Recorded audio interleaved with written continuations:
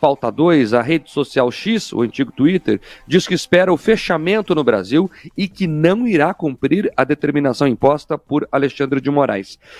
Os paranaenses questionam a decisão do ministro, que intimou Elon Musk por meio de uma rede social. O Supremo Tribunal Federal postou a determinação do magistrado na conta da corte no X, antigo Twitter, e marcou o perfil do empresário na noite da última quarta-feira. Inclusive, quem está acompanhando o jornal pela live do YouTube pode conferir aí o post que foi feito pelo perfil do STF com o mandado de intimação. A intimação via rede social é inédita no país. Por meio de nota, inclusive, a Suprema Corte explicou que o formato de intimação ocorreu porque a plataforma não tem um representante legal no Brasil e que a advogada registrada no processo também foi intimada a apresentar as informações. No documento, o ministro Alexandre de Moraes estipulou o prazo de 24 horas para que o empresário Elon Musk, dono da rede social X, nomeasse então um novo representante legal aqui no país. Ao estabelecer o prazo para esse cumprimento, o magistrado também advertiu que, caso a ordem não fosse cumprida, a rede social poderia enfrentar suspensão de suas operações no país. Agora cedo segue funcionando normalmente. Advogados ouvidos pela produção do Jornal da Manhã, no entanto, questionam a medida adotada por Alexandre de Moraes. O advogado Gustavo Kfouri, PhD em Direito Constitucional, discorda da decisão do ministro do Supremo Tribunal Federal. Em todo o estado em que o regime político seja democrático, a sociedade detém garantidos os espaços para a livre manifestação das ideias políticas, para o debate e para a livre manifestação do pensamento. Me parece que o espectro desta decisão, que tem viés punitivo, acaba limitando esses espaços em detrimento do direito subjetivo da comunidade brasileira de ter garantidos esses espaços da livre manifestação de ideias e do debate. O advogado e professor Jeffrey Chikini também criticou o posicionamento adotado por Alexandre de Moraes. Vamos ouvir. Decisão juridicamente absurda. A plataforma X possui representantes no Brasil. Na falta de um, possui 2 sócios com representantes constituídos no Brasil. E mais, há um rito a ser seguido no Código de Processo Civil, no Código de Processo Penal, da forma como deve se dar as citações e intimações. Isso, da forma como foi feito, é um escárnio ao sistema jurídico processual brasileiro e nunca se viu e nunca se cogitou haver dessa forma.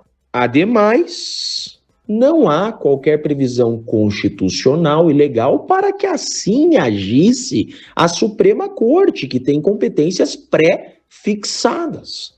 Então, uma exposição completamente desnecessária do nosso país para o mundo.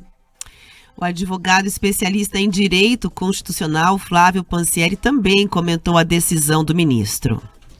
X versus Supremo, um equívoco fundamental. Nos parece que sai em breve o remédio será o veneno, como já aparenta ser.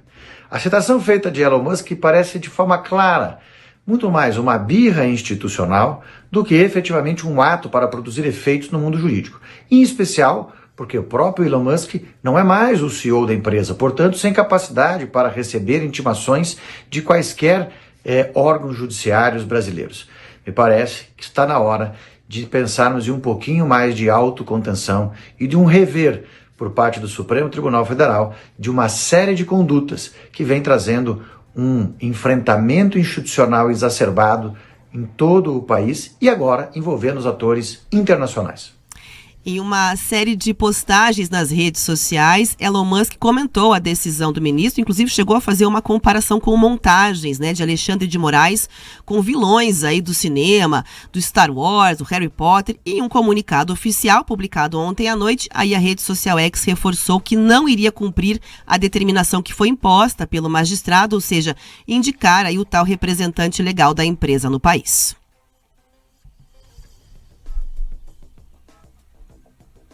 Como começam as medidas autoritárias. Mais difícil mesmo é saber como elas terminarão. No nosso caso, as coisas têm piorado, viu? E numa velocidade impressionante. Esses atos do Alexandre de Moraes estão cada vez mais incisivos, em maior quantidade, e têm ultrapassado o razoável. Ao que tudo indica, pela reportagem aí que a Rafaela Moron nos trouxe, por conta desta corrida desenfreada contra a liberdade, os brasileiros poderão perder em breve o acesso a uma das principais plataformas de informação e manifestação de opiniões que a internet nos traz. Vamos relembrar aqui rapidamente. Olha só, após ameaçar com prisão o presidente do X, do ex-Twitter, como queiram, e forçou a fechar a empresa aqui no Brasil, o X teve que fechar o escritório de São Paulo depois das ameaças do Alexandre de Moraes. Ele foi além. Agora exige que a rede apresente um novo representante legal no país e mandou bloquear contas de outra empresa do Elon Musk, a Starlink, sem qualquer relação com essa briga jurídica. Outra empresa. Nada a ver. Não, mas então tá bom, então eu pego essa aqui, a sua. Parece coisa de birra, como bem falou o professor Panzieri, uma birra institucional. É importante para o debate que façamos aqui a recapitulação, passo a passo, do autoritarismo. O ministro preside um inquérito ilegal e inconstitucional em que ordenou a censura de textos e perfis das redes sociais, em especial o Twitter. Embora tenha errado o endereçamento, digamos assim, da intimação à empresa, como mostrou o site Metrópolis na semana passada, o Moraes ameaçou com prisão a representante da empresa aqui no Brasil, porque ela teria supostamente descumprido uma ordem judicial. Para evitar essa prisão arbitrária, a empresa, corretamente, na minha opinião, tomou a decisão de retirar os representantes do país, né, até para que eles não fossem presos, né, não tivessem aí a sua integridade física e a sua liberdade ceifadas. Aí o Moraes ficou contrariado e deu 24 horas para que a empresa indicasse um novo representante sob pena de suspender o funcionamento da plataforma no Brasil. E como ele não tinha o endereço, sabe o que ele fez, Pedroso? Ele intimou pela rede social. É outra inovação, para se dizer o mínimo, e é uma ilegalidade. Não há previsão legal para isso. Então, além de abordar a pessoa incorreta, ele ainda fez isso por rede social e bloqueou a conta de outra empresa que, por mais que tenha o mesmo acionista, nem tem nada a ver com essa questão. É preocupante o que está acontecendo. É muito preocupante, porque eu volto no que eu disse aqui no início. Todo mundo sabe como começa esse tipo de coisa. Tá aí, ó. Ah, é só o Twitter. Daqui a pouco não pode ser mais só o Twitter, porque, veja, o Facebook também tem lá atitudes X. Porque o Instagram tem atitudes X. Porque o TikTok tem atitude X. E quando a gente vê, já foi tudo. Para passar para o Pedroso, nós vamos atrasar um pouquinho esse primeiro bloco, viu, a rede? Porque é um assunto importantíssimo, estamos falando de liberdade de expressão.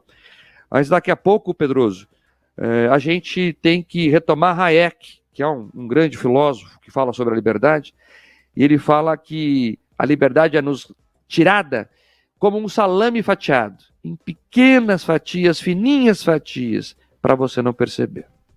E agora eles tiraram um belo naco das nossas liberdades. Porque vamos lá, nesse enfrentamento do Alexandre de Moraes com Elon Musk, você percebe que parece aquele tipo de coisa de escola, sabe? De aquele cara que faz o bullying, daí o outro também faz, e daí eles ficam disputando para ver quem tem uma autoridade maior e a coisa vai escalando e vai ficando muito feia. Só que tem uma diferença. Você tem em um caso um empresário que é dono de uma rede social, que não é nem o CEO dela, mas é o dono, que está exercendo seu direito, ele fala o que ele quer, ele tem liberdade de falar, e está tudo bem, você pode não gostar, daí você não segue o sujeito, você discorda do negócio dele, daí inclusive o direito empresarial mostra que uma das formas de punição, Mark, é justamente a aplicação de uma multa, você tem outros instrumentos jurídicos que inclusive os nossos especialistas alertaram ali, você não vai ameaçando de prisão, e mais do que isso, você falou da inovação da citação pela própria rede social, pelo pouco que eu conversei com alguns juristas, existem alternativas, inclusive inclusive a legislação estabelece qual é o procedimento para você citar um estrangeiro. Você tem, parece, uma carta rogatória que você faria ali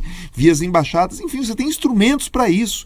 Você não precisa ter essa pressa toda para silenciar 22 milhões de brasileiros que participam dessa rede social. Mas enfim, sabe o que me parece? Que as democracias são sempre muito diversas, Marcos. Você viaja mundo afora, você vai ali para a Itália, você vai para a França, você vai aqui para o Chile, Estados Unidos, Canadá. As democracias são diversas. Você tem várias maneiras desse exercício democrático. Alguns países são parlamentaristas, outros presidencialistas. Você tem regimes ali, né, intermediários entre eles, mas são diversos. O que costuma ser muito parecido são as ditaduras.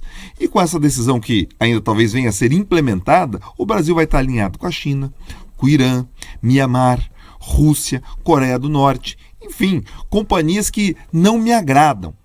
Mas, pelo visto, é com essa turma que o Supremo Tribunal Federal quer nos alinhar. E mais chocante ainda, né, que esse tipo de decisão e de restrição venha da Corte, que deveria ali zelar pela nossa Constituição, justamente uma carta que tinha justamente o espírito de superar todo e qualquer tipo de restrição à liberdade de expressão, porque vinha do período ditatorial e diziam, né, ditadura nunca mais. Agora, pelo visto, a concentração de poder ali está enorme. E eu pensando agora em aspectos técnicos e prioridades, é interessante, né, como os ministros e alguns políticos, blogueiros, essa turma toda se inflama defendendo as restrições ao Twitter. E eles não falam nada sobre o Tigrinho, sobre a Blaze, que são esses outros instrumentos eletrônicos que esses sim talvez prejudiquem parte da população brasileira, como alguns relatórios mostraram.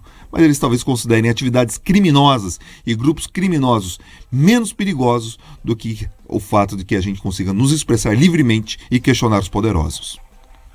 Esse comparativo internacional é importantíssimo. O Pedroso trouxe ali 5 países, só faltou mais um, o Turcomenistão. Então, China, Coreia do Norte, Irã, Turcomenistão, Rússia e Mianmar são os países que proibiram o Twitter, né? Tomara que o Brasil não seja o próximo dessa lista de quem cala, de quem não deixa as pessoas falarem o que pensa, de quem não é democrático. Só para terminar, essa questão que o Pedroso trouxe aí da inovação, é isso mesmo. Tem uma carta rogatória, tem um procedimento. E por que é tão importante isso? Para as pessoas entenderem essa questão da citação.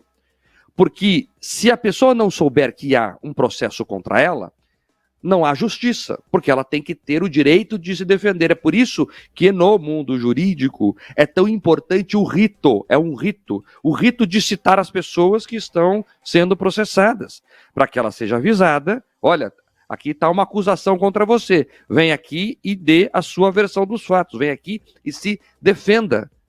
É por isso que é tão importante, a gente se apega tanto a essas questões da citação, em todas as áreas do mundo jurídico. Eu aprendi na faculdade que nós temos que tratar a citação como se a coisa mais importante fosse em um processo. Há várias opções jurídicas para se fazer isso, mas não. Porque se imagina se vira moda, quem está fazendo isso é o Supremo Tribunal Federal, ok? Aí o juiz, lá no interior do Paraná, vai começar a fazer o mesmo. Não, Moron, você está com processo aí, eu vou colocar @Rafaela Moron no Twitter e você está citada, tá? Comece aí a preparar sua defesa.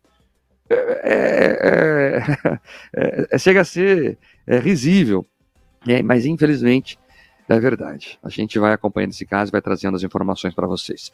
7h36. Repita. 7h36. Por enquanto, o Twitter ainda está no ar, o X ainda está no ar. Rápido intervalo comercial, a gente volta já já. Jornal da Manhã, Paraná.